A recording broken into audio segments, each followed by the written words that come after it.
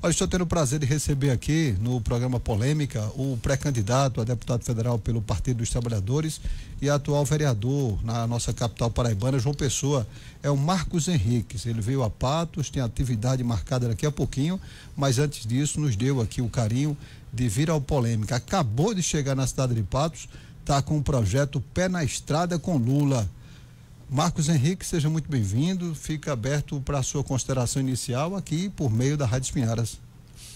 Boa tarde, Josvan, Vanessa, Zé Maria, grande prazer estar aqui para a gente discutir um pouquinho da nossa política, nesse clima agradável, um pouco quente, mas agradável aqui em Patos. Muito bem.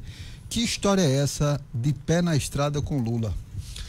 Olha, Josvan, nós temos a plena convicção das benfeitorias e das políticas públicas que o presidente Lula vem fazendo. Pra você ter ideia, aqui em Patos, nós temos nesse último período creche de educação, né, educação, nós temos escolas, nós temos quadra, nós temos transporte escolar, construção de um hospital referência, nós temos também UTIs, nós temos construção de vários SAMU, ampliação. Então, como é que a população ela pode perceber isso, já que os governantes locais não divulgam? Muitas vezes existem verbas do governo federal que vêm para cá para fazer grandes obras, grandes benfeitorias, grandes políticas públicas, mas às vezes o gestor municipal ou estadual ele omite, né, os recursos que o governo federal entra, o apoio que o governo federal entra, em detrimento de autopromoção. Então, a gente está aqui em Patos para, além da gente poder tá divulgando as obras do governo Lula aqui nesse seu programa, e eu já queria saudar todos os ouvintes, internautas, né, que estão participando do seu programa, né, que é muito importante a gente fazer uma análise não só das obras, mas também da governabilidade do presidente Lula. Já gostei desse início. Marcos, você sabe que nós estamos aqui na terra e na casa do deputado federal Hugo Mota, que está nesse exato momento presidindo a Câmara dos Deputados, prestando um desserviço à nação e que tem uma força muito grande aqui na cidade, porque o pai dele é prefeito, pré-candidato a senador, a irmã é pré-candidata a deputado estadual, a avó é deputada estadual. Então você sabe que quando chega na cidade de Patos tem essa força da oligarquia local. Pois é, João, isso é muito ruim, porque essa oligarquia ela perpassa por várias famílias, né? E que essa continuidade fecha as portas para muitas pessoas jovens, muitas pessoas que querem ingressar na carreira política, né? A forma como a política ela se constitui, ela é constituída para a reeleição. Haja vista os recursos que tem de emendas parlamentares, a influência que cada deputado pode ter em cada região. E o deputado Hugo Mota, como você bem falou, ele tem uma estrutura gigantesca na mão, que é o Congresso Nacional, e não está sabendo aproveitar. Porque eu digo a você, Josué, as pautas que tem no Congresso Nacional são muito importantes. Vou dar só 3. A questão da isenção do imposto de renda para quem ganha até R$5.000, a jornada 6x1, fim da jornada 6x1, a questão da tributação sobre grandes fortunas. Então, tudo isso está no Congresso e está travado, porque Hugo Mota, ele insiste em dar ouvidos a essa oposição que tanto mal tem feito ao nosso país. Entendeu? Então, diante desse contexto, a gente pode, por exemplo, falar da PEC da blindagem, que na minha opinião é a PEC da malandragem.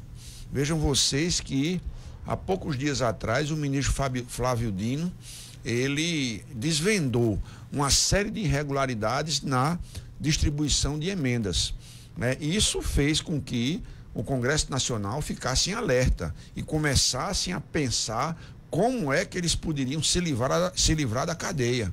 A verdade é essa.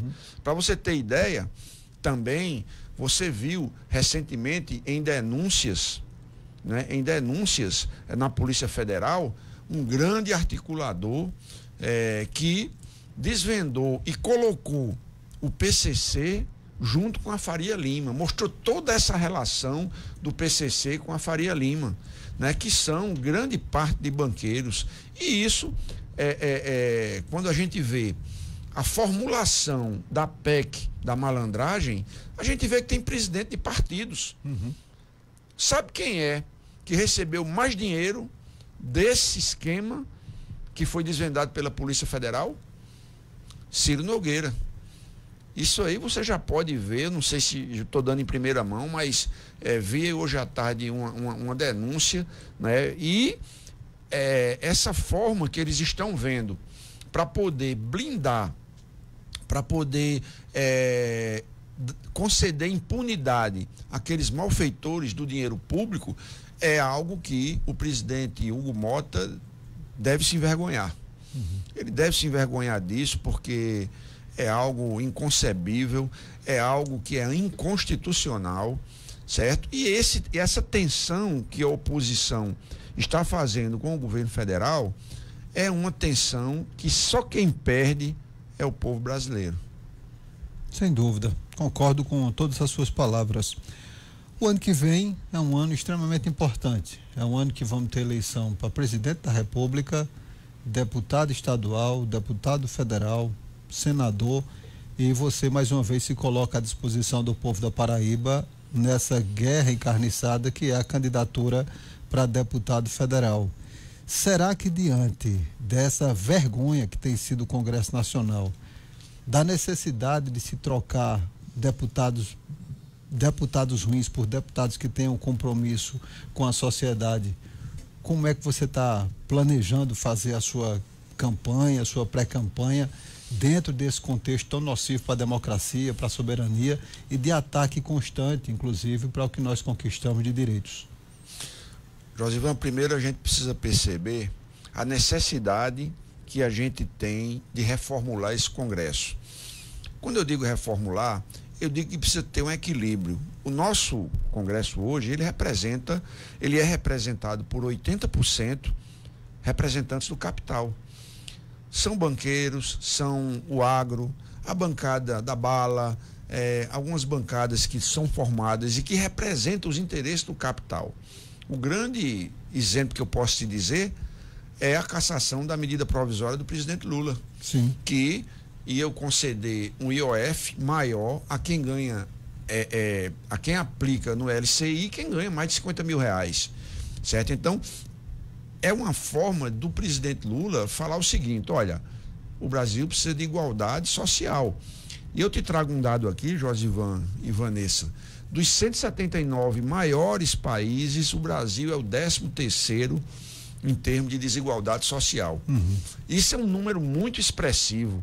Nós temos aí 141 mil milionários, em detrimento de 210 milhões de brasileiros que ganham abaixo de 2 salários mínimos. Aliás, não todos os 210, mas cerca de 80% dessa população ganha entre 2 e 3 salários mínimos. Então, é uma desigualdade muito grande. Enquanto as pessoas ganham muito, uns ganham tanto, outros não ganham nada. E você me perguntou sobre a minha pré-campanha de deputado federal.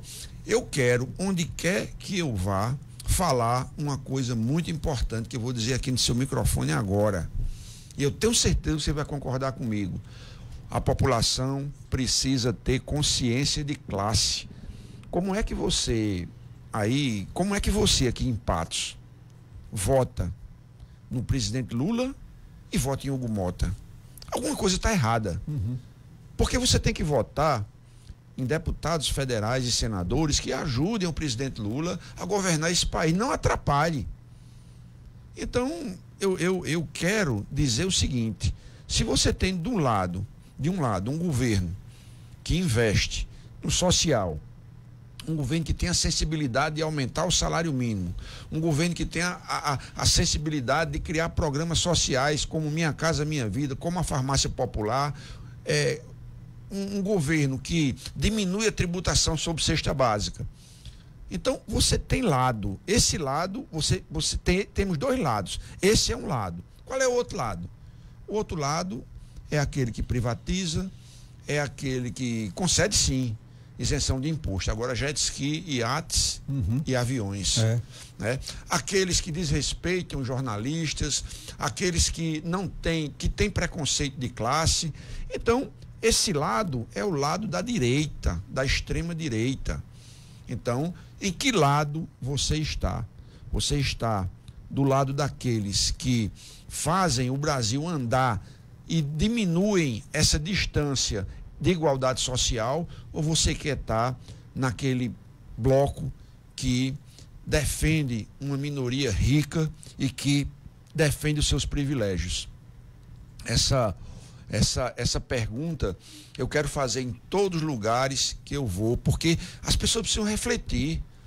Se você for votar em Lula o ano que vem, não vote em candidatos que sejam contra Lula. Vote preferencialmente em candidatos do PT, do Partido dos Trabalhadores. Temos vários, se não quiser votar em mim, temos vários candidatos que estão disputando. Eu, humildemente, pela segunda vez, sou candidato a deputado federal, dentro de uma discussão intensa com meu grupo político e dentro daquilo que o presidente Lula determinou. Falou para nós. Ele disse, olha, a gente precisa melhorar essa correlação de força na bancada federal. Sim. Precisamos melhorar a correlação de força no Senado Federal.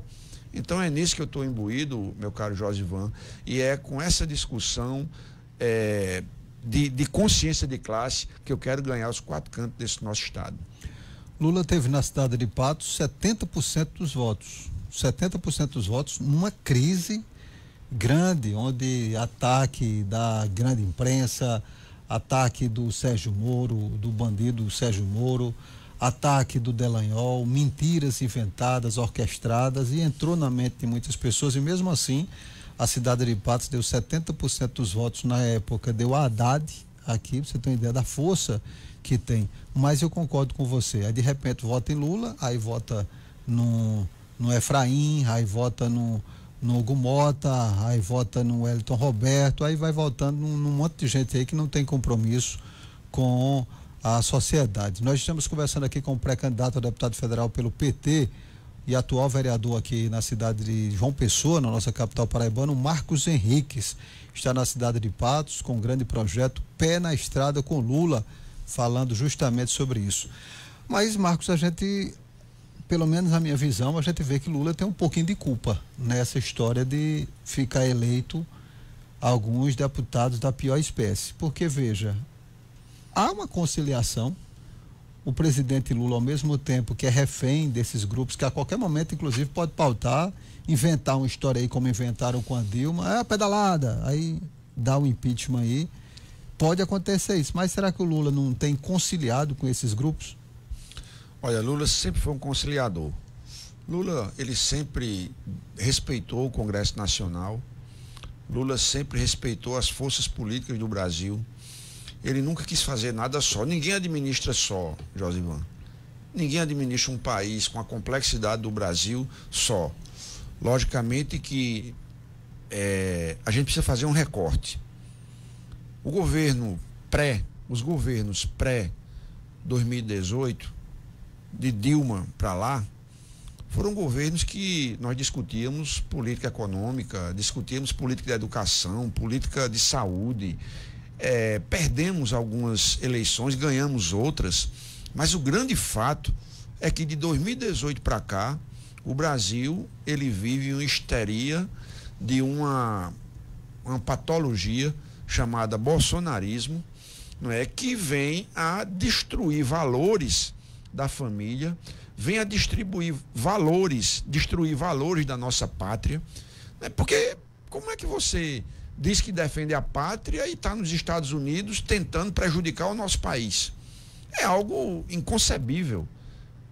Então, como é que você diz que defende a família quando você desagrega, você bota 30 milhões de famílias na linha de pobreza? Aí como é que você fala o nome de Deus quando você defende o armamentismo, quando você leva a política do ódio, né, para as casas das pessoas. Então, essas contradições, elas mostram que a política de 2018 para cá, da eleição de Bolsonaro para cá, ela está adoecida. É uma política que as pessoas precisam voltar ao seu estado normal. Quando eu digo voltar ao estado normal, não é votar em Lula, mas escolham candidatos com consistência. Candidatos, se você achar um candidato melhor do que Lula, vote nele. Agora, votar numa figura abjeta como Jair Messias Bolsonaro, que em nada construiu no nosso país. Uma pessoa que só trouxe dor, só trouxe despreparo, só trouxe antipatia. Então, ele é o exemplo do despreparo, né? Durante 30 anos que ele teve no Congresso Nacional, ele não tem um projeto apresentado, apenas jogando emendas parlamentares por militares. E quando ele ganhou, a gente viu, botou 3 mil militares, acabou com a imagem do nosso exército, né? Colocando pessoas incompetentes que não poderia, lógico, competentes para o trabalho que eles têm que fazer. Qual é o trabalho do exército? Vigiar nossas fronteiras, defender nossa soberania. Eles são bons nisso, entendeu? Agora, quando você pega, só porque o cara é militar, bota para ministro da saúde, por exemplo, como botou Pazuello. Sim. Um desastre. Tragédia. Um desastre. Então, quando a gente percebe que o nosso país ele está nessa linha de colisão com a democracia, porque quando não se aceitou o resultado da eleição, né, quando não se aceita o resultado da eleição, as coisas não andam bem. Você se lembra de Aécio Neves, quando não aceitou o resultado da eleição. Acabou ele arrebanhando milhares de pessoas, deputados, para depreciar a imagem da companheira Dilma e inventar uma tal de uma pedalada para destituir, para tirar o Partido dos Trabalhadores, que é quem distribui renda nesse país, da linha de frente do governo do nosso Brasil, né? Então, essa não aceitação, como o Bolsonaro não aceitou o resultado da eleição, porque ele se acha, ele já disse que na eleição passada de Haddad, ele teria que ganhar no primeiro turno. Os números, a urna eletrônica, ela errou. Então, quer dizer, quando você não aceita o resultado da eleição, que você tem o poder de influenciar muita gente, você cria um momento de caos no nosso país. Então, esse caos, ele ficou muito bem estabelecido, entendeu? Nessa tensão que o bolsonarismo está fazendo, né? Quando eles não aceitaram o resultado, começaram a tentar dar um golpe na democracia, né? Porque aquele 8 de janeiro, o golpe todo não foi aquilo. A concepção do golpe, ela começou muito antes. Quem não se lembra aqui dos postos de gasolina que iriam ser explodidos? Quem não se lembra aqui do ataque que a Polícia Federal sofreu? Né? Quem não se lembra aqui da invasão, né, nos quartéis do Exército, pedindo a intervenção da ditadura militar, dos militares? Então, tudo aquilo é algo que, juntando, desbocou numa estratégia de parte do Exército, junto com o presidente, de querer implantar o caos no nosso país para que o Exército pudesse tomar e dar posse de maneira indireta ao ex-presidente Jair Bolsonaro. Felizmente, a nossa democracia ela se mostrou muito forte, né? Os nossos pilares, o nosso judiciário, o nosso legislativo, o nosso executivo demonstrou muita força e a gente pôde passar por aquele momento tão triste, né? Agora, os embates continuam. Eles ainda não aceitaram que foram condenados, né? Porque Jair Bolsonaro foi condenado junto com a cúpula do Exército e eles não aceitaram, do jeito que não aceitaram o resultado da eleição, não estão aceitando a condenação.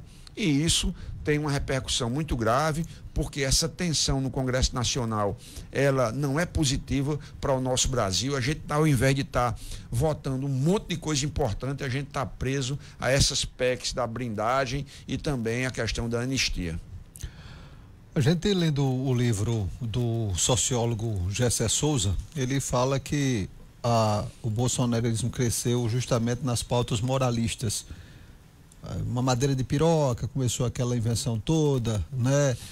Estão ensinando as crianças a virarem gays, né? A gente é a favor da família, a esquerda não é a favor da família, e as pessoas acabaram embarcando nesse barca furada, esquecendo das pautas sociais, que de fato aqui faz a mudança na sociedade.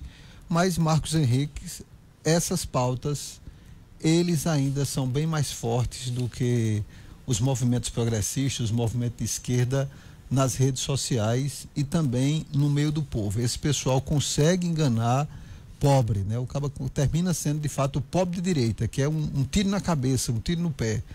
Como é que o partido, como o Partido dos Trabalhadores, vai voltar a discutir com a sociedade para enfrentar, para voltar para o caminho do progresso, do voto consciente, do voto de classe, como disse você? Como é que vai ser a estratégia?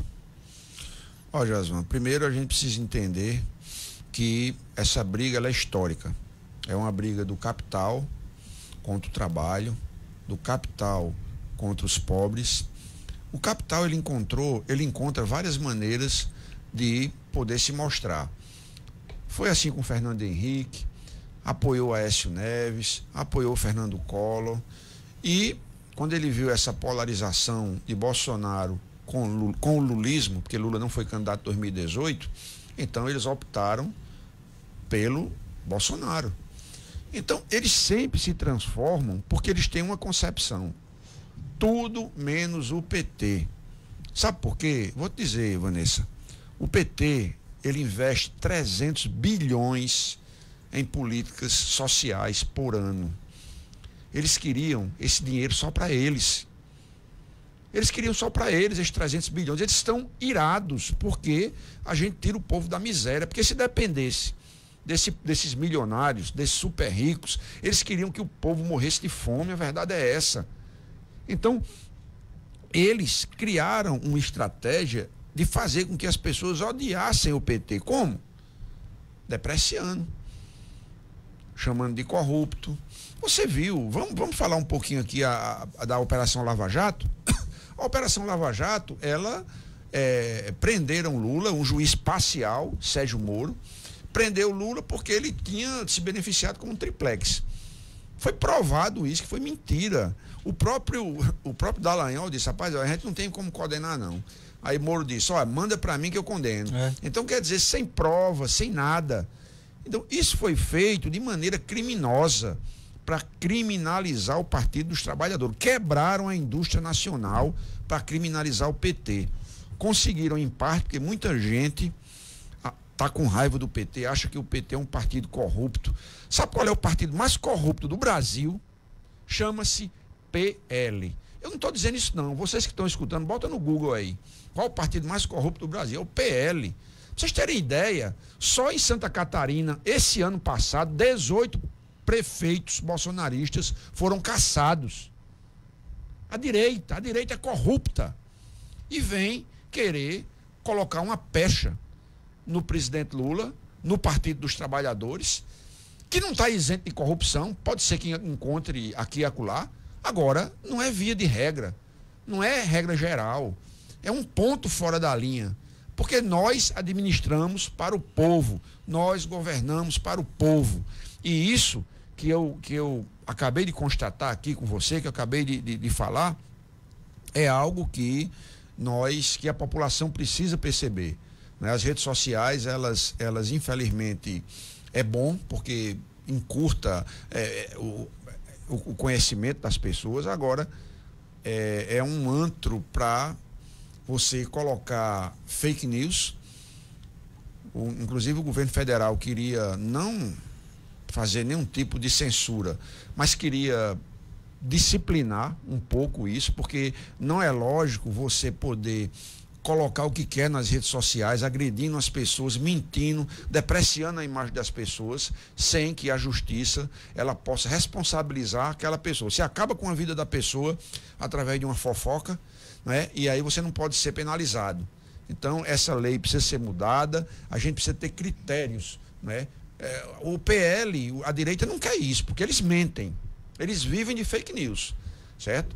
Então, ao mesmo tempo que a gente quer uma política da internet, né, que possa dar liberdade total às pessoas. Agora tem que ter uma travazinha. Quem mentir, quem tiver querendo agredir as pessoas, pode até denunciar. Agora denuncie com prova. Porque o que acontece é que muita gente está denunciando sem prova de maneira estratégica para depreciar a imagem das pessoas. Nós estamos conversando aqui já no finalzinho da conversa, inclusive com o Marcos Henrique. Ele é vereador na nossa capital paraibana e é pré-candidato a deputado federal pelo Partido dos Trabalhadores e está com a caravana aí, pé na estrada com Lula, e hoje está na cidade de Patos. Marcos Henrique, quero deixar os microfones para suas considerações finais, parabenizar pela postura que tem tido como parlamentar na capital paraibana, por mais uma vez disponibilizar o seu nome como candidato a deputado federal pelo Partido dos Trabalhadores, e faz um convite, se é que pode ser feito, se é aberto, inclusive, para as pessoas comparecerem a esse projeto Pé na Estrada, que daqui a pouco vai estar aqui na cidade de Patos, batendo papo com militantes também, com filiados e com simpatizantes.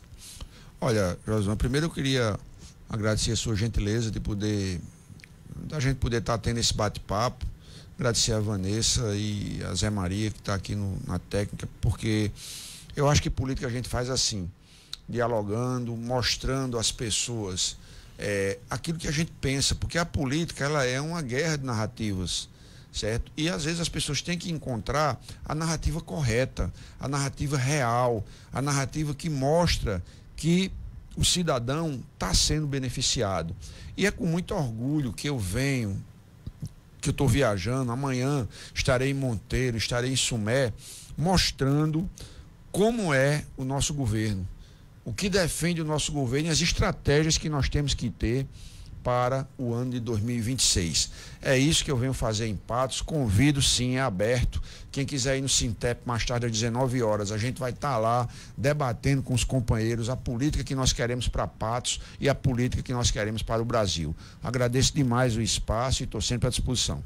Eu que agradeço. Mandar um abraço aqui para o Emanuel. Ele tem 14 anos e está com seu pai ouvindo o programa nesse exato momento no nosso querido e gigantesco Conjunto Bivar Olinto. Mandar um abraço para ele. Ah, que bom. O poeta Osmar Passos fez uma pergunta aqui já no finalzinho, perguntando se tem projeto para essa transposição do eixo Piancó, sobre a questão da transposição de água do Rio de São Francisco, mandato do presidente Lula, se tem algum projeto nesse sentido.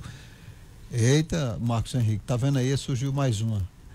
O Lula foi quem começou o projeto de transposição de água do Rio de São Francisco, né? Claro que o Velho Chico não é a solução definitiva para estiagem, para seca, a gente tem várias outras questões, mas seria um caminho. Então, quem sabe aí no mandato do governo Lula, com a ajuda do Marcos Henrique também, esse eixo, né, para o Rio Piancó acontece, né? Na verdade,